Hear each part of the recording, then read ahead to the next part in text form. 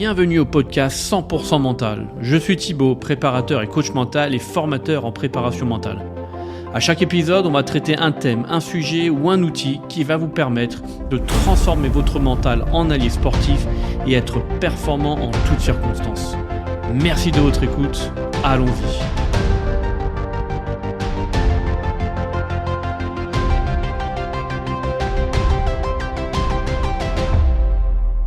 Bonjour à tous, bonjour à toutes, bienvenue dans ce nouvel épisode du podcast 100% mental. Et aujourd'hui, on va travailler, traiter, aborder ensemble un thème qui revient, qui m'est venu régulièrement, souvent, et dont en fait je n'avais pas beaucoup de réponses. Et c'était comment on arrive à travailler, à développer un état d'esprit de gagnant, de compétiteur auprès des sportifs. Donc, c'est des clients, soit chefs d'entreprise, qui me demandaient tiens, comment est-ce que je peux inculquer cet esprit de compétition et de la gagne auprès de mes équipes et c'est des sportifs aussi qui m'ont demandé. Et surtout, récemment, c'était des discussions que j'avais avec des entraîneurs qui, eux, pouvaient être très exigeants avec eux-mêmes et donc avec les autres. Mais cette exigence, tout le monde n'a pas cette même exigence. Et quels que soient les niveaux d'ailleurs, hein. Et donc j'ai cherché, franchement, j'ai difficile à trouver, je ne trouvais pas de trucs qui pouvaient basculer. Donc j'ai fait des recherches et surtout je suis en train de lire le livre de Dan Carter. J'ai lu, je suis qu'au début, je crois que je suis à 30 ou 40 pages, et j'ai déjà des outils, j'ai des choses que je mettais en place. Et que lui mettait en place, mais d'une manière un peu différente, avec d'autres mots, et j'ai trouvé que c'était... ça m'a permis de trouver des explications, des solutions, ou du moins de tourner les choses d'une autre manière, pour voir les choses différemment. Et donc, c'est le but d'aujourd'hui. Le but d'aujourd'hui, c'est de vous transmettre tout ça avec 7 axes, 7 piliers, 7 points, 7 étapes, comme vous voulez, 7 quelque chose. Mais avant ça, on va essayer de détailler ensemble ce qu'est un état d'esprit de gagnant, un mindset, comme les Américains peuvent dire, de gagnant. En fait, c'est de cultiver un état d'esprit, une mentalité qui pousse à constamment progresser, à surmonter les difficultés, les obstacles, les échecs pour, in fine, atteindre, entre guillemets, les sommets ou les objectifs les plus lointains. Et ça aussi, c'est quelque chose qui est important, le plus lointain. Et on va en parler. Donc, bien entendu, ça s'applique dans le monde du sport, mais aussi de l'entreprise. Donc, c'est pour les deux. Et si on regarde les entrepreneurs ou même les athlètes, c'est quelque chose qu'ils ont... on a l'impression qu'ils ont ça, que c'est inné. Peut-être, alors j'ai pas toutes les réponses du monde, peut-être que pour certains c'est inné, mais pour d'autres c'est peut-être un environnement qu'ils ont. Et quelque part, est-ce qu'on peut parler de maturité? Peut-être que des jeunes des gamins et gamines ont très très jeunes, pour se dire qu'ils arrivent déjà à se fixer un objectif, et surtout, et on va le voir après, c'est avoir cette discipline. Donc voilà, donc on va essayer de détailler ça ensemble à travers 7 axes, 7 étapes, si on veut dire. Alors on va pas parler d'étapes, on va parler d'axes, parce que étapes, vous n'êtes pas obligé de les prendre dans cet ordre, sauf le premier qui est pour moi le plus important, c'est d'arriver à se définir des objectifs clairs et ambitieux. On revient toujours à la même chose, c'est la fixation d'objectifs. Et le premier objectif à fixer, c'est pas... on va parler de la technique SMART, etc. encore et encore, mais c'est pas ça le plus important. La première chose, et ce qui ressort dans le bouquin de Dan Carter. Donc Dan Carter, pour ceux qui ne connaissent pas, c'est un ancien joueur de rugby All Black qui a été... il fait partie, je pense, des plus grands joueurs de tous les temps. Donc, de ma génération, probablement du top 3, plus grand joueur de tous les temps. Donc lui, dans son livre, il parle d'adopter, de trouver, d'identifier, de définir une vision. En anglais, il parle de purpose, purpose vision. Donc c'est vraiment une vision, un pourquoi, le fameux pourquoi de Simon Sinek, le why de Simon Sinek. C'est une vision à long terme. Et long terme, c'est pas 1, 2, 3 ans. Lui, c'était une vision à quasi 10, 15, 20 ans, à la fin de sa carrière. Lui, sa vision à la fin de sa carrière, c'était un All Black Great, un des meilleurs, great, c'est un grand All Black. C'était son objectif. Richie Mako, qui était son coéquipier aux Crusaders, mais aussi en Nouvelle-Zélande, les All Blacks, c'était un Great All Black. C'est un Gab, Great All Black. Et lui, il a inversé, pour pas faire du copier-coller, mais c'est un All Black Great. C'est la même chose. Et pour ça, c'est pas comment je le suis à la fin de l'année, parce que c'est pas possible, mais c'est comment je le suis dans 10 ans. Et surtout, et c'est là où il y a quelque chose qui est important là-dedans, c'est que c'est pas juste atteindre le sommet, c'est comment le rester. Donc lui, il a décomposé ça, c'est la vision, et ça revient après avec la SMART, et le diviser en étape par étape. C'est je veux atteindre le sommet, donc comme être un grand All Black. Donc ensuite, c'est de définir comme c'est quoi un grand All Black, un grand joueur de tennis, etc. Bah, c'est peut-être d'être numéro un, mais de le rester le plus longtemps possible. Et pour y arriver, c'est ça, ça et ça et ça. Donc lui, le Dan Carter, il le définissait pour y arriver, donc il partait du haut en disant un grand All Black, pour être là, il faut gagner une Coupe du Monde, il faut gagner les Tri-Nations, les tests d'automne et d'été, etc. Mais avant ça, il faut que je sois performant dans mon club. Lui, c'était les Crusaders. Donc, comment je suis performant dans les clubs. Vous voyez, donc déjà, il divise, tac, tac, tac, tac. Et comment je suis bon dans mon club. Et ben, il faut que je sois un des meilleurs. Donc, comment je reste le meilleur. Il faut que je travaille ça, ça, ça et ça. Donc, en fait, il le dit dans son bouquin. Et c'est très, très intéressant. Mais quelque part, tout ce que je vais vous dire, vous le savez déjà, mais c'est une prise de conscience. Moi, je le savais déjà, mais le fait de le voir chez d'autres, c'est une prise de conscience aussi, de voir qu'on peut le faire différemment et que ça fonctionne. C'est mon objectif principal, ma vision. Et lui, il le répète, et ça, je le répète dans des podcasts et je le répète avec mes clients, ce n'est rien de financier. Non, non, non, non. C'est comment imprégner les All Blacks, l'histoire de sa personne. Qu'est-ce qu'il veut ajouter dans l'histoire? Comment il veut être inscrit dans l'histoire, donc être le plus grand. Donc ça veut dire être là, comme il disait, c'est pas juste gagner une Coupe du Monde, gagner un test, non, non, c'est comment j'enchaîne, comment je reste au plus haut niveau. Et ça devient à la limite du micro et du macro au quotidien, à l'entraînement. Qu'est-ce que je veux travailler à l'entraînement aujourd'hui ou demain? Il avait un carnet. Et tous les dimanches soirs, à la fin du match et du week-end, il disait voilà ce que j'ai bien fait et qu'est-ce que je veux travailler la semaine qui arrive. C'est ça le côté SMART, c'est spécifique, mesurable, atteignable, réaliste et temporel. Qu'est-ce que je veux travailler? En quoi je veux être meilleur, dans quoi je veux progresser, et c'est très très très précis. Et ça peut être précis, coup de pied, passe, etc. Mais c'est aussi comment je fais évoluer mon jeu, parce que le jeu évolue, le rugby évolue, le tennis le foot, tout évolue. Comment j'arrive à rester à la page, voire même être en avance. C'est ce que font les grands champions. Comment je reste en avance. Donc la première chose, c'est donc fixer des objectifs clairs et ambitieux. C'est en haut. Comment je vois ma carrière, comment je veux terminer ma carrière, quelle est la finalité, comment je veux voir ma carrière et pourquoi pas comment je veux marquer l'histoire, c'est ça aussi, comment je veux marquer l'histoire, comment est-ce que je veux fixer, quelle est la barre la plus haute que je peux fixer que les autres vont avoir du mal à atteindre, par exemple. Donc c'est quelque part comment je marque l'histoire. Et c'est vrai que les joueurs de tennis, quand ils gagnent un tournoi du Grand Chelem, eh ben, l'idée, c'est pas de dire « Ok, bon, bah voilà, c'est bon, j'arrête ma carrière. » Non, non. Comment je gagne le Grand Chelem suivant? Quelqu'un qui gagne Roland-Garros, Nadal était bon là-dessus, je gagne Roland-Garros. Quelques semaines après, il y a Wimbledon. Comment je fais pour gagner Wimbledon, etc., etc. Et une quête, alors j'ai pas toute l'histoire, mais une quête de joueurs de tennis, c'était comment gagner tous les Grands Chelems en une saison. Je sais pas si ça a été fait, mais c'est une vision. Il y a un pourquoi, c'est un objectif ambitieux. En golf, comment gagner tous les grands chelems aussi en une saison. Pas facile, mais ça c'est un objectif. Donc comment je fais? Mon objectif c'est ça. Comment je fais? Donc déjà d'identifier les grands chelems au tennis, comment je les identifie et comment je les gagne. Il y a des surfaces différentes, donc le jeu est un peu différent, etc., etc., etc. Donc c'est ça. Okay, l'objectif clair et ambitieux, c'est vision ultra long terme. Comment je marque l'histoire, comment je veux imprégner l'histoire, mon ADN, mon empreinte dans ce sport, par exemple. Et qu'est-ce que je fais? Et je décompose petit à petit, étape par étape, année par année, mois par mois, semaine par semaine, jour par jour.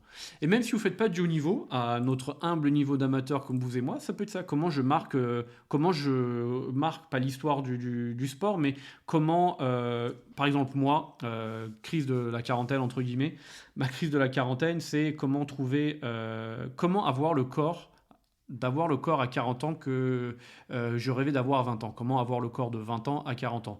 Et ben voilà, c'est ça. Bon, pourquoi?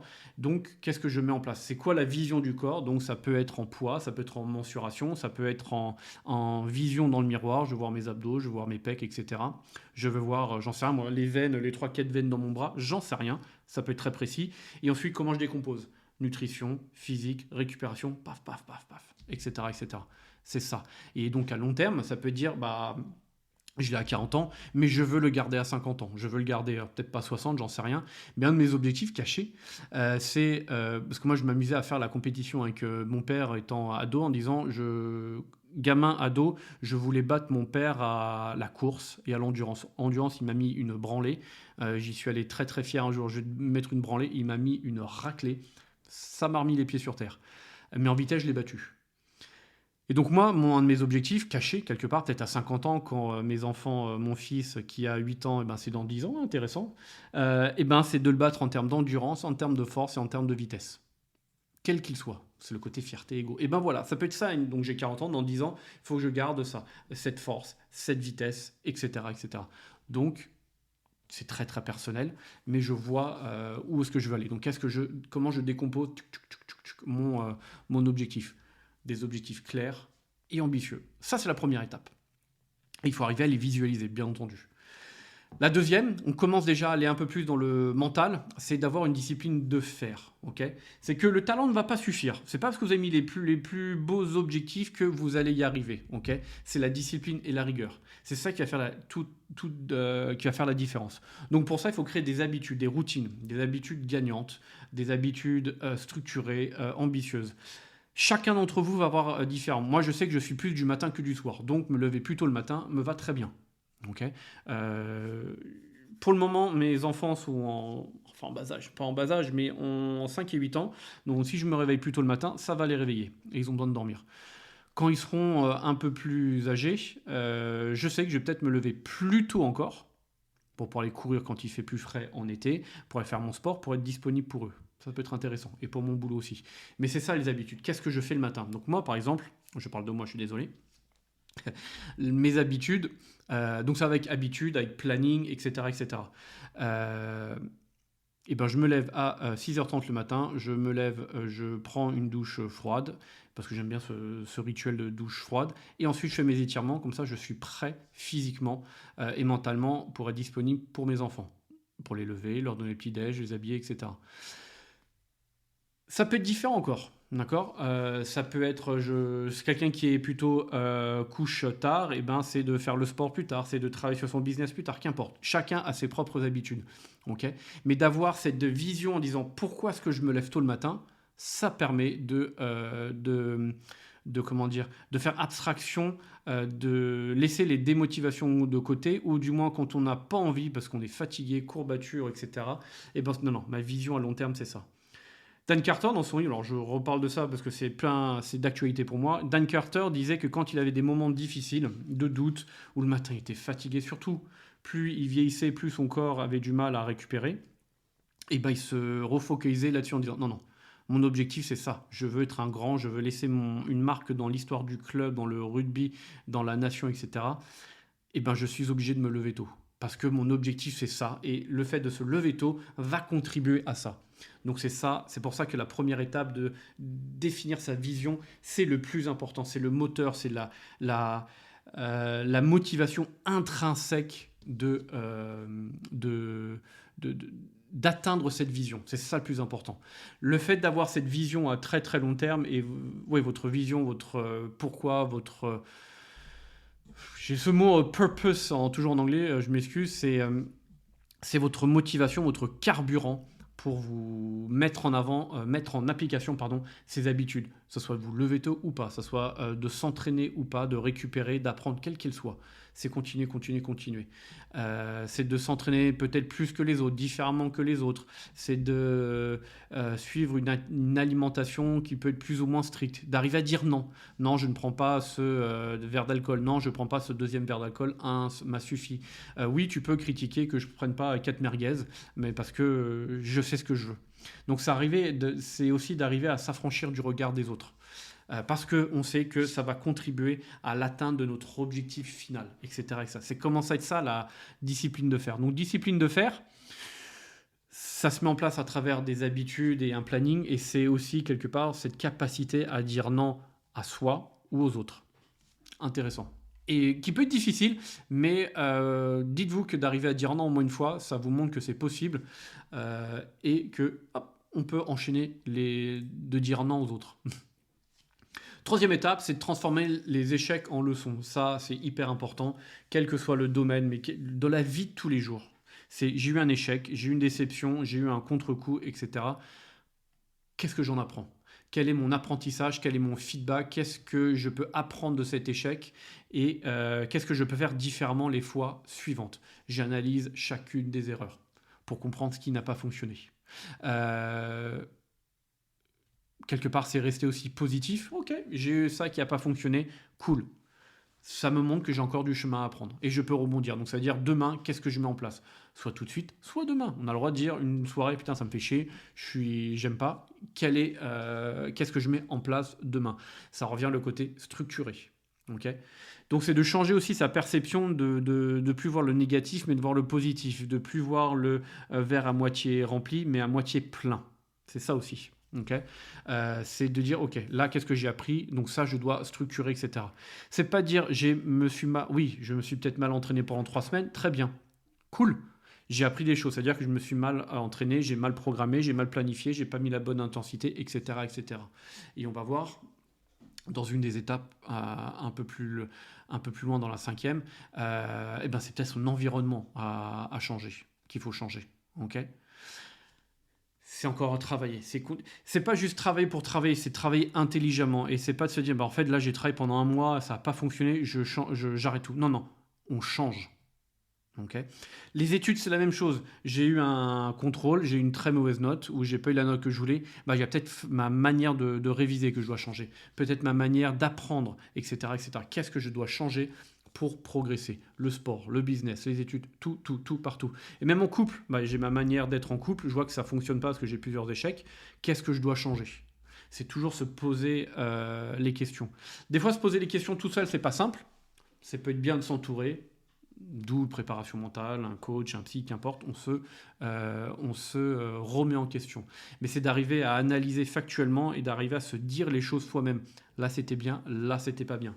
Et ça permet aussi, alors il y a toujours cette expression, sortir sa zone de confort, mais pas que, c'est de se dire, ok, là, j'ai l'habitude de faire ça, ça fonctionne très bien, mais si je reste au niveau professionnel ou même au niveau amateur, hein, mais je veux garder à ce niveau de performance, il va falloir que je change peut-être quelque chose, que je fasse un peu différemment, pour sortir un peu de cette zone de confort et de dire je me fais un peu de mal. Et quand vous regardez sur Internet, certaines personnes ne parlent plus de zone de confort, mais d'aller dans cette zone d'inconfort, mais dans une zone d'apprentissage ou de découverte. C'est une autre manière de le dire. Donc, la 3e étape, c'est transformer tous ces échecs, ces déceptions en leçons et en apprentissage. 4e, développer une confiance en soi inébranlable, entre guillemets. C'est très important, c'est ce côté carburant. Si vous ne croyez pas en vous, ça va être difficile. Par contre, cette croyance en vous va se développer au fur et à mesure. Je reviens tout début, on a la vision, on a quelque chose de grand qui aujourd'hui est inatteignable, c'est normal, sinon c'est pas assez grand, c'est inatteignable, donc on se réfère à les objectifs quotidiens, voire hebdomadaires. Donc c'est ça, la confiance en soi, ça va se développer, se travailler en atteignant les objectifs petit à petit, etc., étape par étape, marche par marche, c'est hyper important. Et pour le faire aussi, donc il y a le fait d'établir les objectifs le plus simplement possible, le plus clairement possible, pour que ça soit atteignable et on ne puisse pas dire « Ah non, j'ai mal compris ou je suis dans la mauvaise direction », c'est aussi le côté discours positif.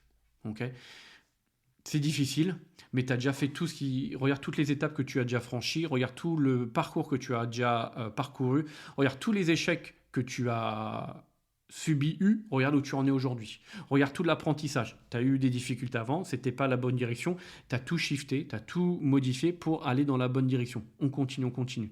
C'est de s'appuyer sur ses réussites passées. Ok.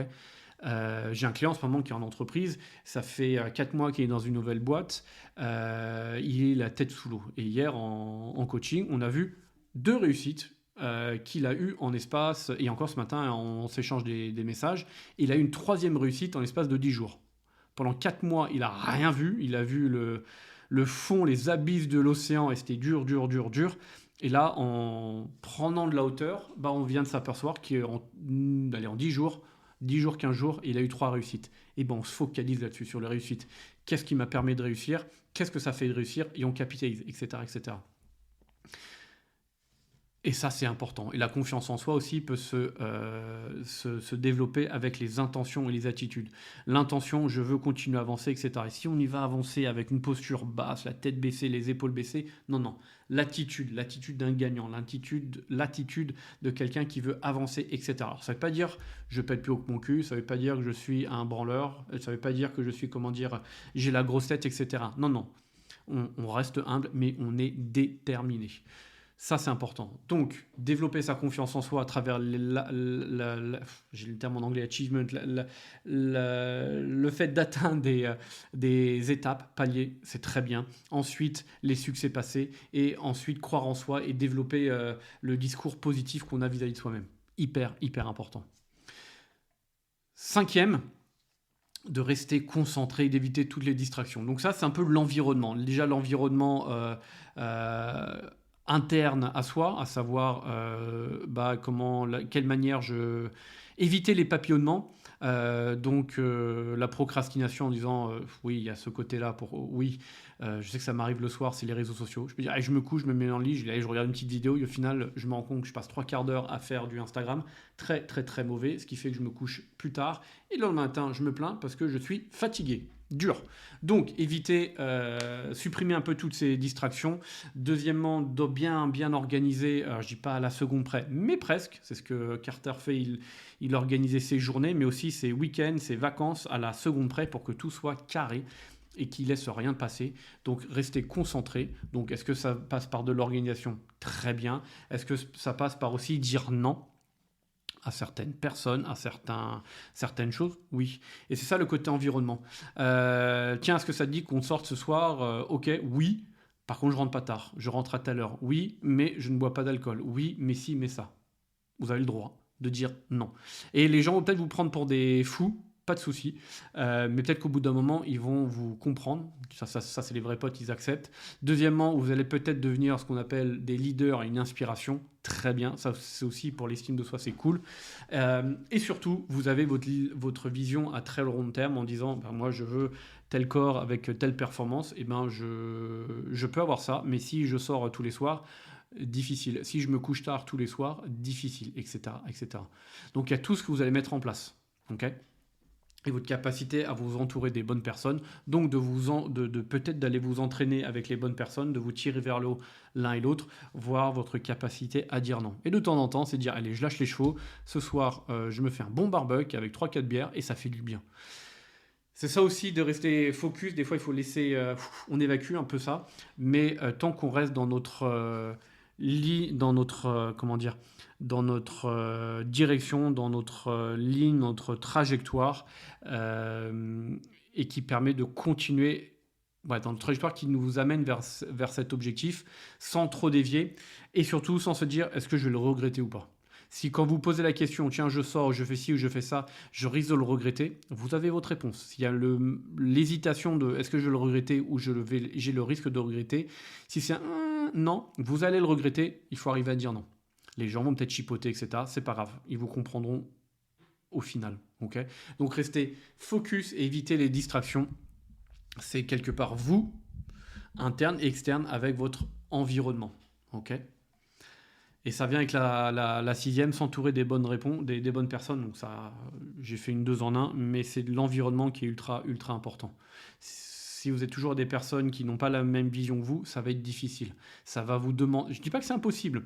Ça veut dire qu'il faut virer tous ses potes. Mais ça va vous demander beaucoup plus d'énergie pour rester discipliné. Surtout si au début, rester discipliné, c'est difficile. Je ne dis pas qu'il faut rester à côté, les éviter, mais attention, il faut peut-être faire abstraction ou de moins prendre de la hauteur par rapport à ce qu'ils disent. D'accord ? Donc c'est important de fréquenter, de s'entourer des personnes qui ont la même vision, les mêmes ambitions. Regardez, les athlètes restent entre eux, les athlètes de haut niveau restent entre eux parce qu'ils ont la même vision, ils se tirent vers le haut. Les chefs d'entreprise, c'est la même chose, etc. Et quand on regarde avec du recul, quand on est étudiant, collège, lycée, eh ben, regardez votre entourage.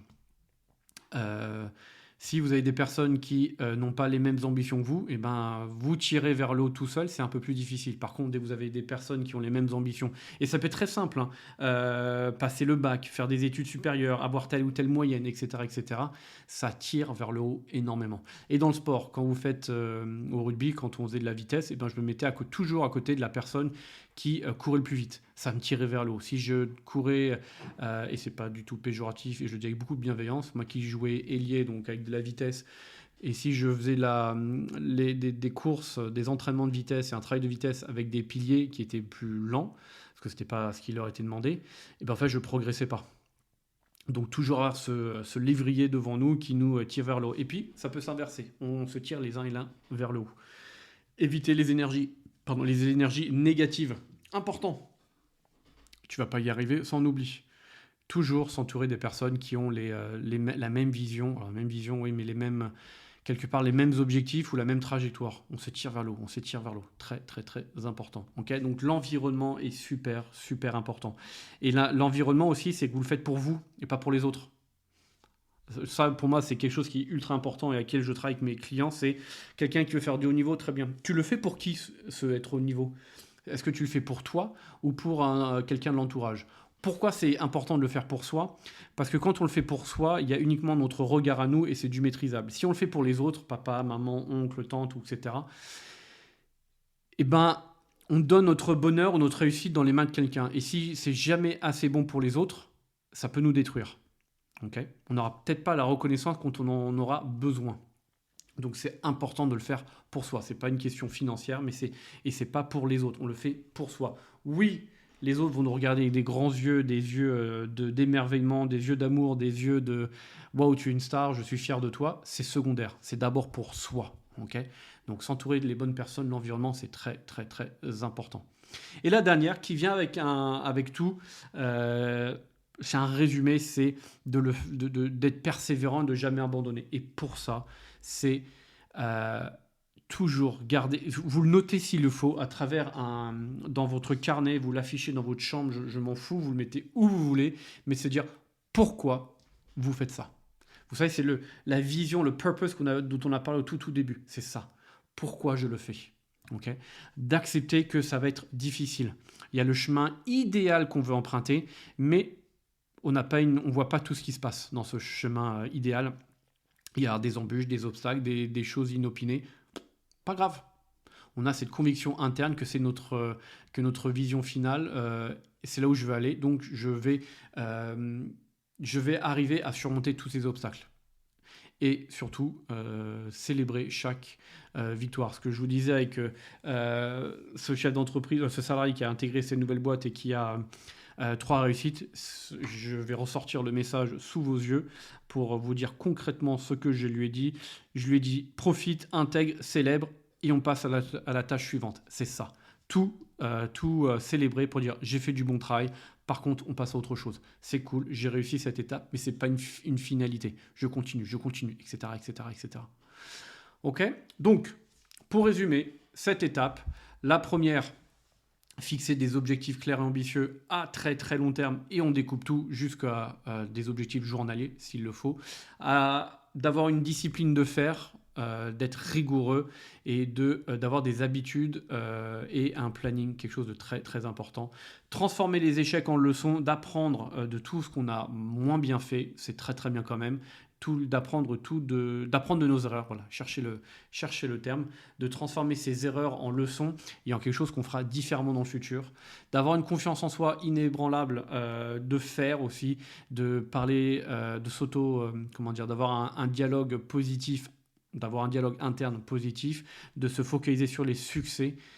Le 5, c'est rester focus et éviter les distractions qui va avec le 6e, de s'entourer des bonnes personnes. On reste carré, on reste serein et on enlève toutes les distractions, réseaux sociaux ou autres, qu'importe. Voire même des fois les potes, arriver à dire non, c'est très très très important. Et la 7e, être persévérant et ne jamais abandonner, de toujours rester focalisé, concentré, parce que vous l'avez inscrit, et peut-être si vous le lisez tous les jours, tous les matins, très bien, quelle est ma vision, où est-ce que je me vois à 10 ans, de quelle manière je veux soit rentrer dans l'histoire du sport, soit de ma famille, soit de soi. Moi, avec mon fils qui veut lui mettre une branlée même à 50, 60 ans, ça me ferait bien plaisir. Donc tout ça pour dire que le succès ne vient pas du jour au lendemain. Il faut avoir cet état d'esprit de gagnant, mais ça se construit. Chaque jour, chaque étape, chaque choix que vous allez faire va vous permettre d'avancer petit à petit vers cette quête. Elle va peut-être prendre plus de temps que 5-10 ans, peut-être que vous n'allez pas y arriver, on n'en sait rien, mais c'est le côté je me donne les moyens, je continue. C'est de cultiver une discipline, une persévérance malgré les difficultés. Ça